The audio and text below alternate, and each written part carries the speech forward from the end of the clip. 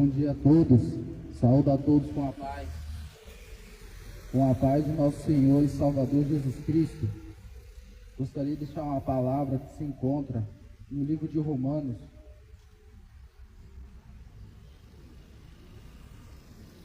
capítulo 8, do seu versículo 31 adiante, que diz: Que diremos, pois, essas coisas?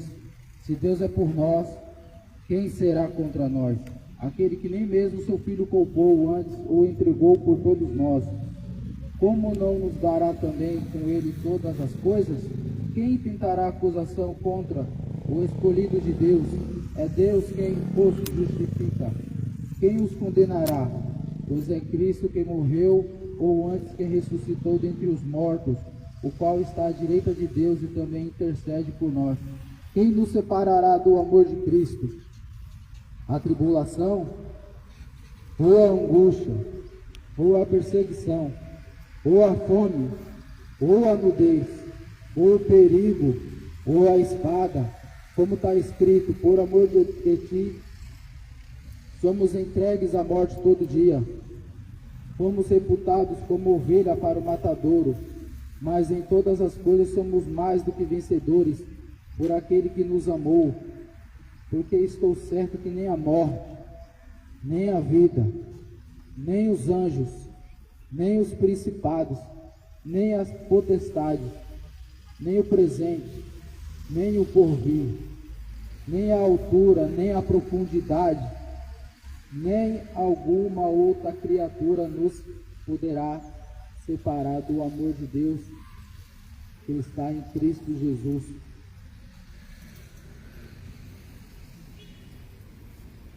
Então essa palavra fala da grandiosidade do nosso Deus, a qual entregou o seu Filho unigênito para morrer por todos nós, homens pecadores e falhos. Deus, no seu alto céu, na sua alta morada, Ele procurou o homem justo, e Ele não achou um justo sequer, porque todos se corromperam, todos se extraviaram e se tornaram inúteis. Nenhum homem conseguiu ser santo, seguir as leis de Deus. E naquela época era necessário um cordeiro para sacrifício, para expiação dos pecados.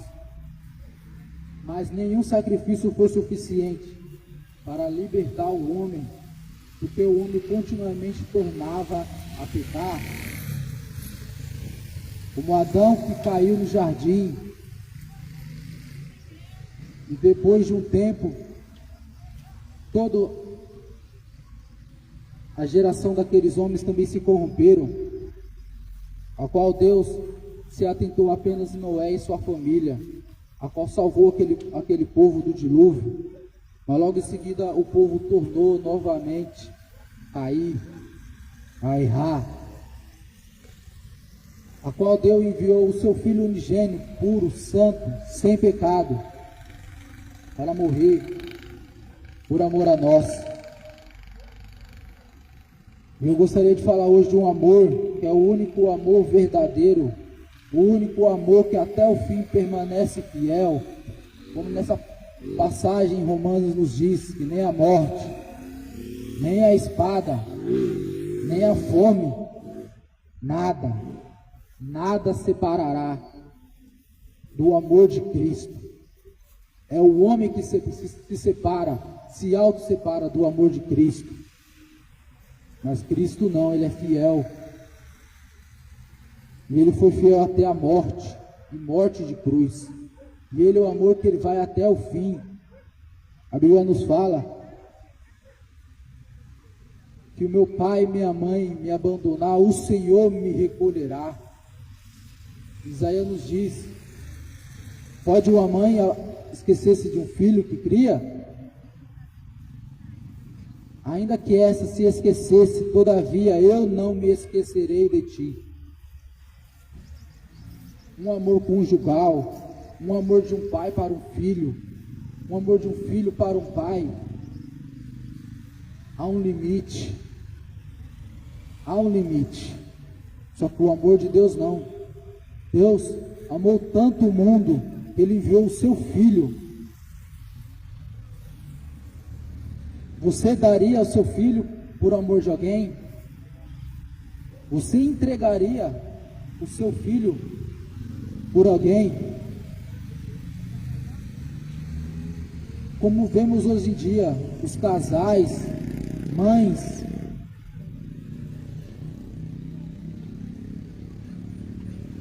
sempre houve esse ditado popular: o amor de uma mãe é um amor que não se conta, é um amor infinito.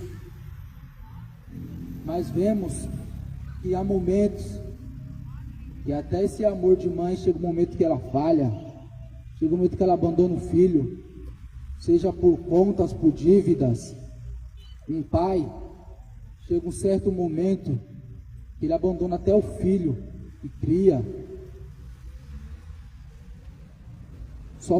Só em observar vemos isso. Tantos moradores de rua, muitos estão ali por algum vício, por alguma droga, mas muitos estão ali porque familiares, irmãos, pessoas que diziam que davam tudo pelaquela pessoa, um pai, uma mãe que dizia: não, jamais eu vou abandonar. E chega num momento que essa pessoa abandona, mas o amor de Deus não, nem a morte, nem a fome. Houve 3 jovens que eles foram fiéis a Deus. E o rei disse: Nabucodonosor, se vocês não se prostrarem a mim, a imagem que eu levantei, vocês serão mortos. E aqueles 3 jovens disseram: ainda que você nos mate, ó rei, nós não vamos negar a nossa fé, nós não vamos negar o nosso Deus. E sabe o que aconteceu? Aqueles 3 jovens foram jogados na fornalha de fogo, e nem o fogo teve poder sobre o corpo daqueles jovens, a qual Deus enviou o seu anjo, a qual entendemos que é Jesus Cristo. Então, dentro daquela fornalha, a qual salvou a vida daqueles jovens. Então é o amor, o verdadeiro amor, é o amor de Cristo. Porque a família de Jessé, o pai de Davi, queria ungir seus filhos a ser rei, mas o seu filho mais jovem, ele abandonou no pasto, ao qual era o rei Davi. Ele abandonou. Só que Deus não. Deus foi fiel a seu Filho Jesus Cristo e o ressuscitou dentre os mortos. E por Ele e para Ele são feitas todas as coisas. Ele veio para salvar o que estava perdido. Porque Deus amou o mundo de tal maneira que deu o seu Filho unigênito, para todo aquele que nele crê não pereça, mas tenha a vida eterna. Deus enviou o seu Filho ao mundo, não para que condenasse ao mundo, mas para que o mundo fosse salvo por ele. Quem crê nele não é condenado, e quem não crê já está condenado, porquanto não crê no nome do unigênito Filho de Deus. Jesus disse: eu sou o caminho, eu sou a verdade e a vida. Ninguém vem ao Deus Pai senão por mim.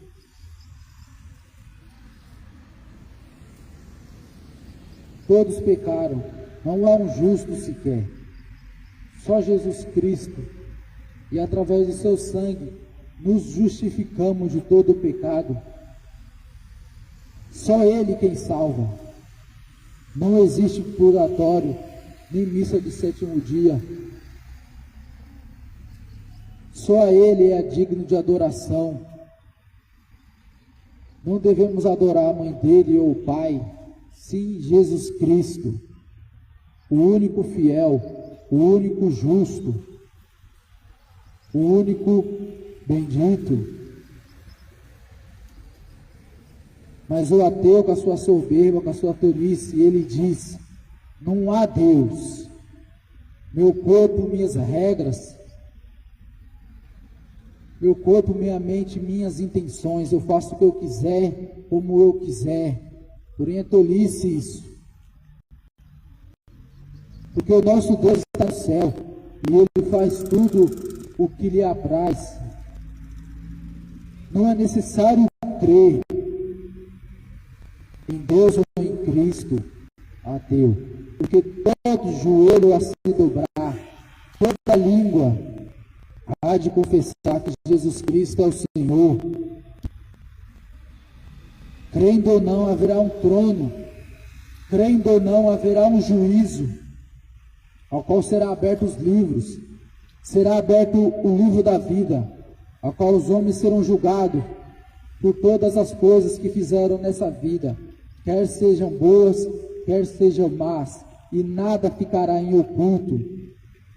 Deus julgará todos os homens, e Deus começará o juízo pela igreja, pelos homens que dizem ser apóstolos de Cristo e não são, aos homens que dizem ser pregadores do Evangelho, mas pregam por avareza, por topo e ganância, enriquecendo do Evangelho.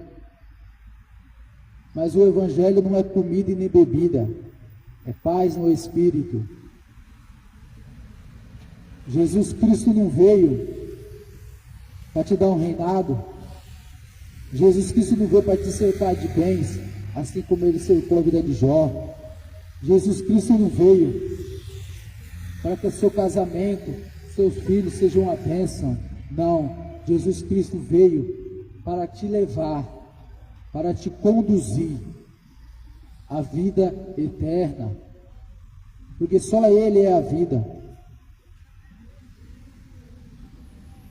Conhecer as Escrituras, porque elas testificam de Deus, Jesus Cristo, porque elas que de mim testificam, e por ela são feitas todas as coisas. Os homens, a cada vez mais, estão tentando cegar as Escrituras, trazendo mentiras, tentando distorcer a palavra de Deus. Mas se a palavra de Deus não for a vida, se a palavra de Deus não testificar da verdade, então o que nos apoiaremos? Se não for as Escrituras de Deus que disseram realmente, desde a fundação do mundo, no que nos apoiaremos? Se não for dela que nos apoiaremos na vida de Jesus Cristo, da Virgem Maria, a qual foi virgem até o Senhor Jesus Cristo nascer. E a Bíblia testifica dela, do Pai, de Jesus Cristo, de Adão, de Noé, de Nimrod, Sodoma e Gomorra. É a palavra de Deus que testifica de todas as coisas. Os homens querem cegar as Escrituras para tapar os olhos, porque a partir do momento que esses homens corruptos nos cegam das Escrituras, aí ele vai poder trazer heresias de perdição e doutrinas de homens. Agora, se você se apoiar nas Escrituras, ninguém vai te enganar, porque o Espírito Santo de Deus vos guiará em toda a verdade. Entrega o seu caminho ao Senhor, confia nele e tudo fará. Ele testifica de toda a verdade. Busca ao Senhor enquanto pode se achar, invocai-o enquanto está perto. Lê as Escrituras, e o Senhor Pai, e o Filho e o Espírito Santo te guiará em toda a verdade. Em nome do Senhor Jesus Cristo.